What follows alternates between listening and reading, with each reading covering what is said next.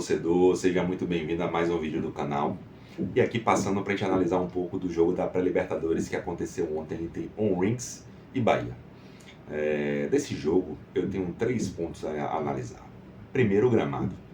Eu fico pensando como o Brasil, que é um país que investe bilhões no futebol, não possui gramados com a qualidade do que a gente viu ontem lá no Chile. E olha que o Onrings não é um time principal do Chile, né? Não é um dos cabeças ali e tem um tapete daquele. O Bahia City, como o pessoal fala, não tem um gramado da Fonte Nova com aquela qualidade ali. Então acho que fica para a gente pensar um pouco nisso. Aqui sofremos a discussão do gramado sintético, do campo, né, natural, enfim. Tivemos outro ponto também ontem, que foi a questão da arbitragem. Creio que o juiz, né, não teve o mesmo critério do Onrings como teve com o Bahia.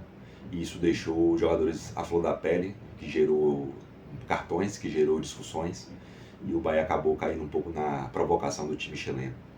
Graças a Deus não teve nenhum jogador expulso, mas poderia ter acabado em uma situação de expulsão sim. No segundo tempo, o jogo foi mais técnico, não teve muito essa questão da arbitragem, mas algo que interferiu pelo menos mentalmente nos jogadores.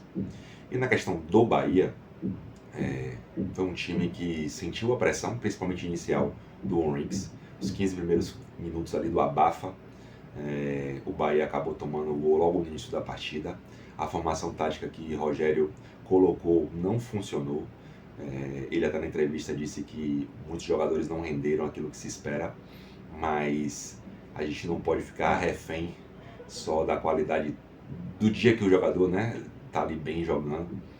Então achei bastante complicado isso. E ele optou por 3 volantes ali, o Jean Lucas, o Eric, que entrou no lugar do Everton Ribeiro, e o Azevedo. O Bahia me fez ter até um déjà vu comparado com o ano passado, que foi aquele time que teve a posse de bola, mas não chuta no gol, não incomoda, não suja a roupa do goleiro, não faz seu torcedor falar assim, poxa, quase a gente faz o gol ali para vencer ou empatar a partida. Eu acho isso complicado,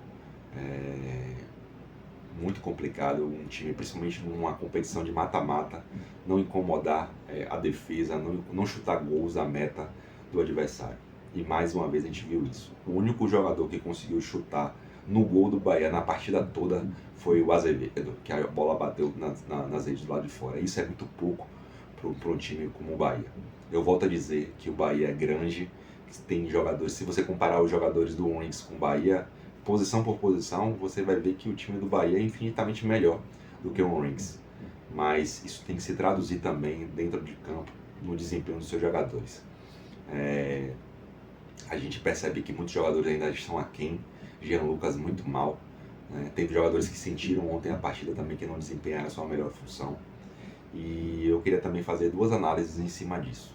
A primeira com a questão da diretoria do Bahia. Será que se o Bahia estivesse disputando o Campeonato Paulista, que tem um nível de exigência muito maior do que qualquer outro campeonato estadual do país, o Bahia estaria até hoje sem contratar um atacante de qualidade, um substituto ou um cara que reveze no meio de campo ali com o Everton Ribeiro? Eu acho que não. Eu acredito que o Campeonato Baiano mascara muito as deficiências do time do Bahia, como do Vitória também. Mas como a gente está analisando aqui o jogo do Bahia, o Bahia não pode, em momento nenhum, achar que está tudo ótimo pelo início de ano, né, ganhando tudo no Campeonato Baiano. Welton, e essa questão aí do Bahia ter ganhado 2 partidas fora no Campeonato Brasileiro?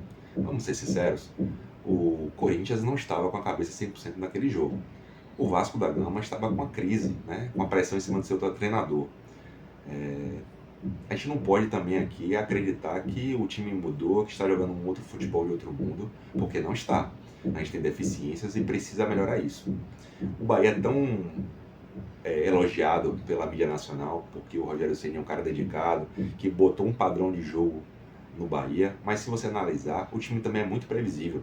Se você marcar Juba, Caio Alexandre e Everton Ribeiro, a produção do Bahia vai cair vertiginosamente. E isso é um problema que a gente precisa analisar, e o técnico tem que quebrar a cabeça para ter outras opções B, C e D.